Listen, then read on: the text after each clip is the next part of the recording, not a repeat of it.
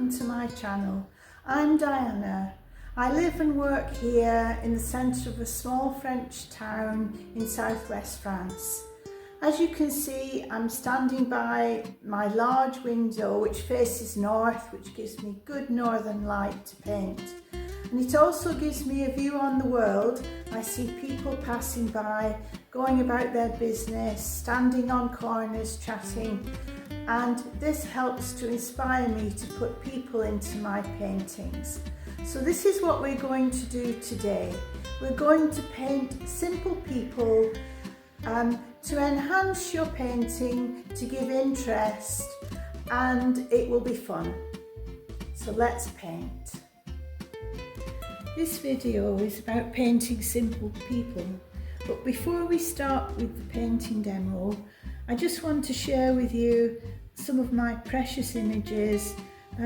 This was my mother's drawing book in the 1930s, and she drew people in not a simple way, I think. I'm not very good with pencil.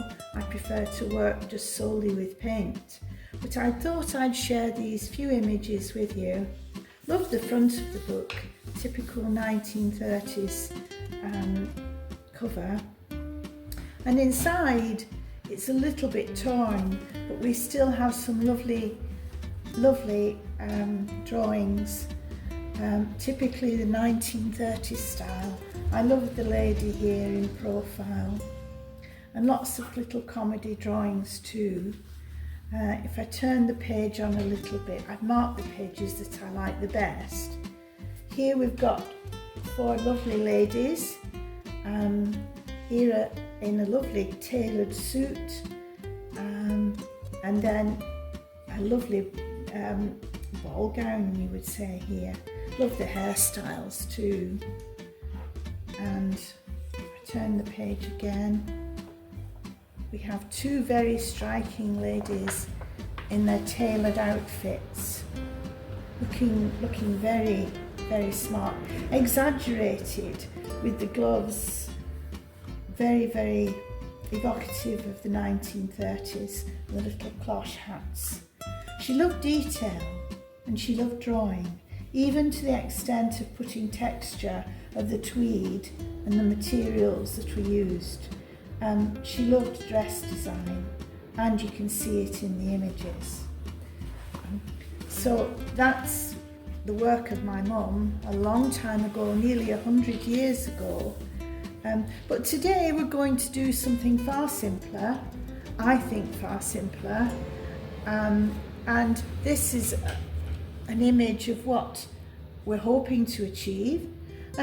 This is a crowd of simple people, painted spontaneously without any pencil work, and I'm going to go through the different stages with you. So let's paint. As you can see, today I have a large generous palette, plenty of room to mix paint, and the colour I'm going to use for my people is Payne's Grey, which I've started to prepare a puddle of Payne's Grey here. I also have ultramarine blue and a little bit out of shot at the moment, some permanent rose, which I might use later. First of all, I'm mixing enough colour, and the paper here is the usual 300 gram fine grain Arches 100% cotton watercolour paper. Even though this is a practice sheet and we're really going to be very spontaneous and just do the people and hope it works out okay, you still need good quality paper. You can't get results if you use poor quality paper. I've got 2 pots of water, one here and the other one on the side here.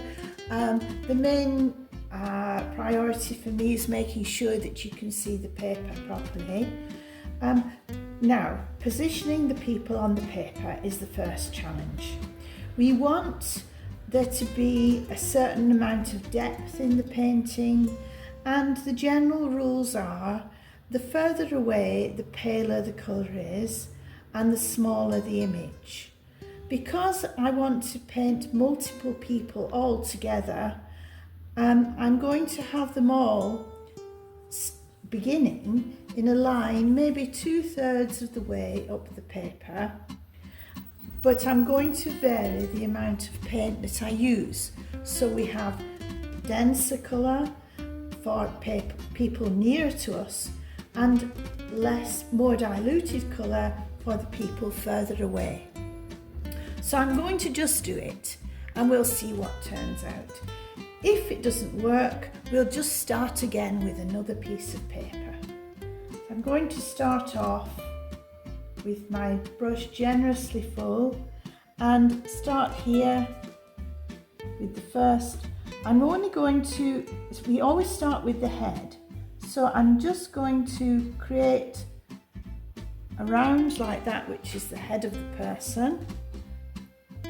Half shoulder, body and legs. Okay, so you've got half a person. Head, shoulder, legs. No detail, no outline. I wash the brush and then we can just add water to create the other half of the person.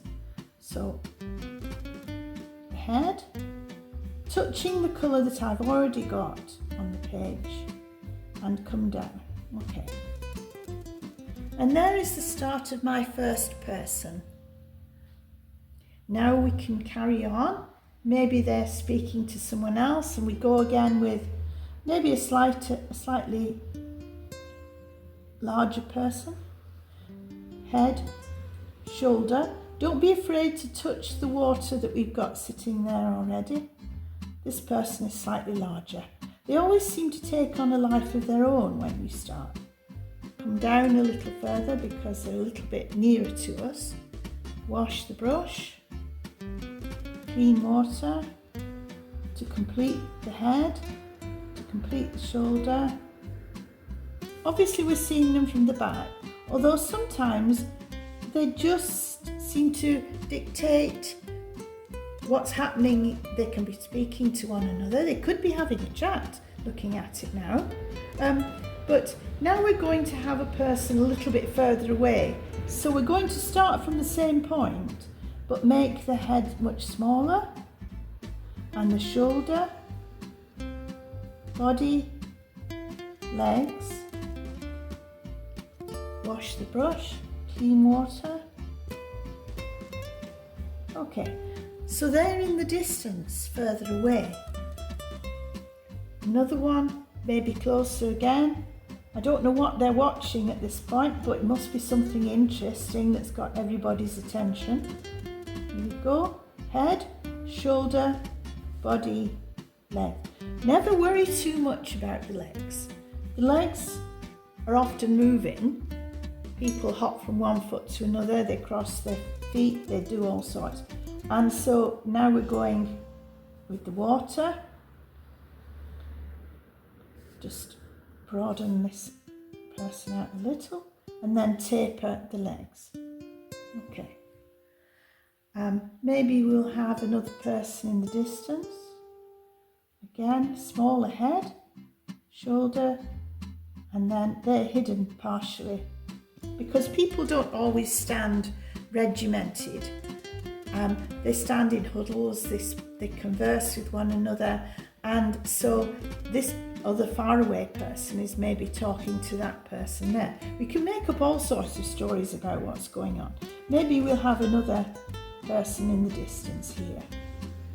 Just come down, head, shoulders, body, legs. You can decide whether they're male or female, but it doesn't really matter. We just carry on. Another person further away, paler again.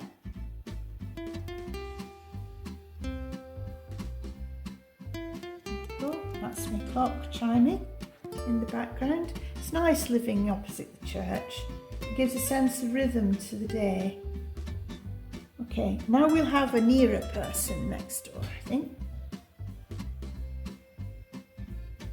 Darker colour, because we want the person to be nearer.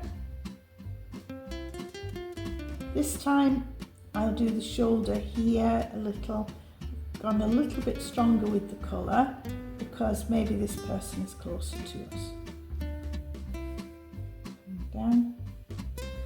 Notice I'm using a big brush and I'm letting the paint just follow the blob. We work with blobs a lot in this gallery. Outlines are not so good. Blobs are great. You can move blobs. This person's a little bit long in the legs, so maybe I'll bring a little bit more, give her a little bit more shape. I think it's her. Okay, right, another one. Head, shoulders, it's definitely a lady, I think. Take her, wash the brush.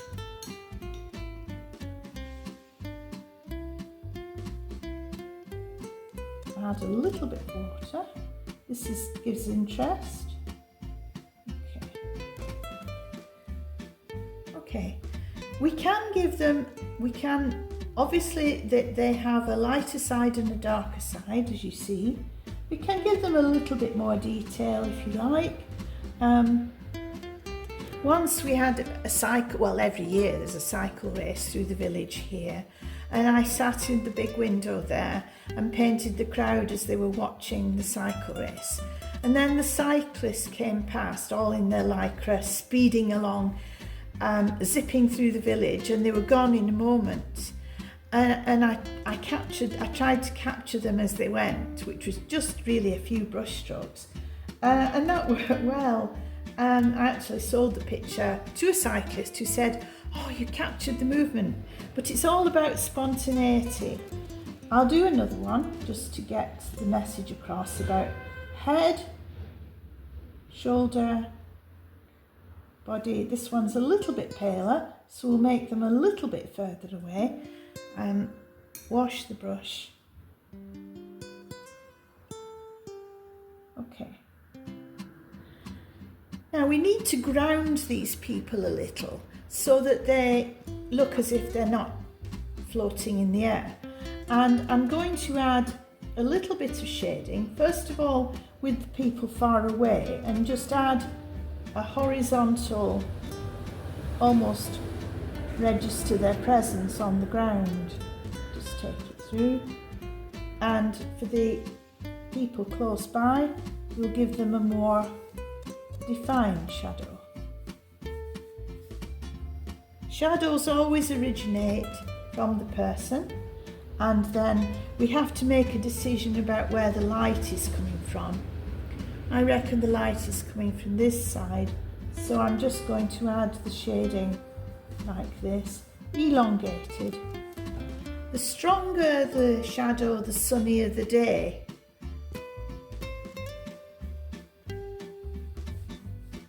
Today it's not a sunny day, it's very dull, which is a bit depressing.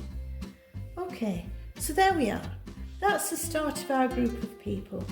I'm going to let them dry now, and then maybe we'll have some more detailed people in the foreground.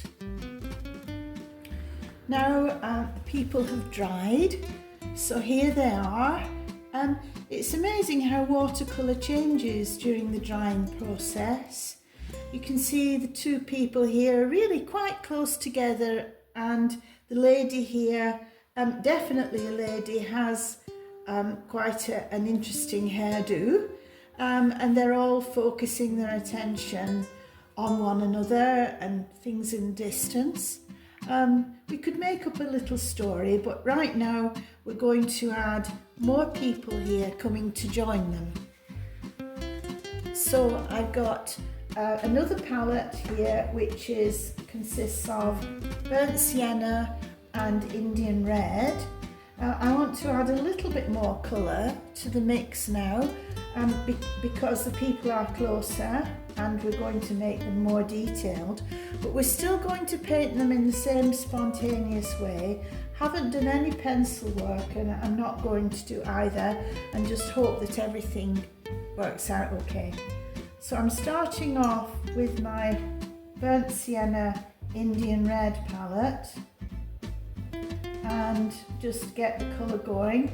A nice puddle of liquid colour.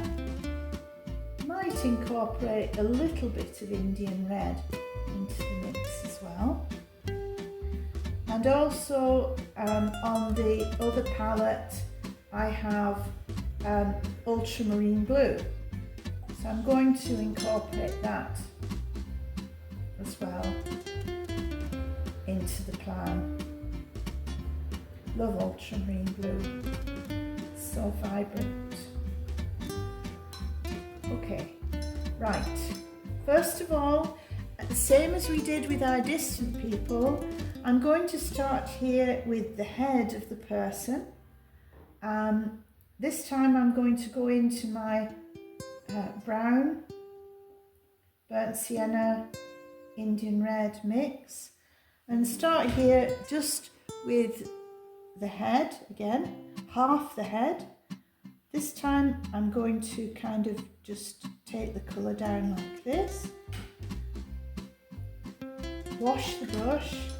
Now I'm going to my ultramarine blue because this person is wearing blue, and I'm starting with the shoulder again.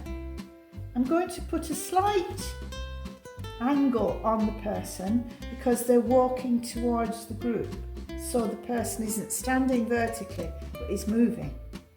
So just take the colour down like this. So now you can see that the size of the person is considerably bigger than ones we have in the distance. And also it's good to note that the head in an adult is will fit 5 times into the body. So we've got the size of the head and then 1, 2 and a bit times. So that's about in proportion. Now I'm going to go to my Payne's Grey again and continue down with the legs. Now remember, don't worry too much about the legs. This person is moving. We just have now a little almost carrot shape, and I'm just going to add water, clean water to the rest of the head, and clean water here for the other shoulder, coming down, clean water here, tapering. Okay, so this is the start of the person now. We do need to add a little bit more information, so I'm going to just take some of the paint to make an arm and come down a little, and then with the legs just continue a little bit more. Don't know whether to make him fatter, could be male or female, doesn't really matter. Just add a little bit more shading. Long legs, a long thin person, so I'm going to add a little bit more depth here. Okay, maybe wearing a blue jacket. Okay. Right, now this person can't be walking alone, so I'm going to have someone here who's smaller. Again, I can go back to my brown palette, maybe a little bit more, make the person a little bit smaller. Again, same thing, half head.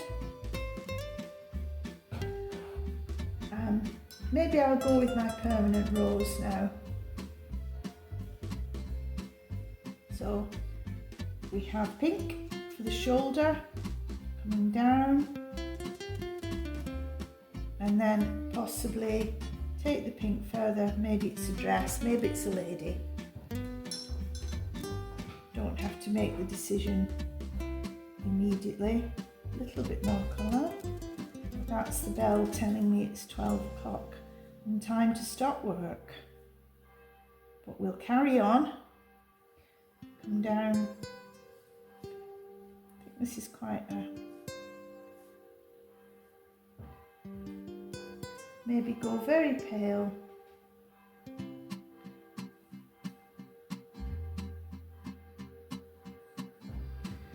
Okay, right. Now they're not together at the moment, but I think they should be. So I'm going to make a little bit more of a link and... Okay.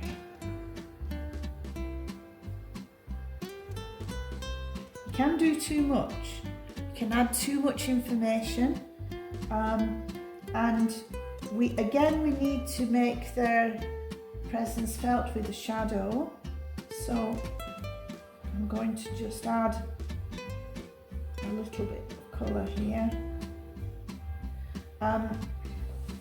Because they're moving, it's impossible to paint. If we paint the legs too static, and they won't move.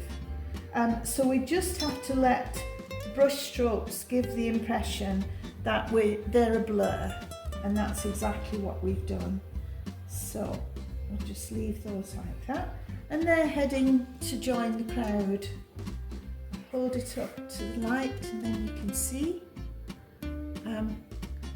So there we have our simple people, just quickly done. Put a smudge on my paper now. If you get a smudge like that, you can just add water like this. The mop brush will loosen it. Don't be tempted to dab it with a kitchen roll, and then your mop brush will pick it up. So there it is, almost gone. We won't see it when it's dry.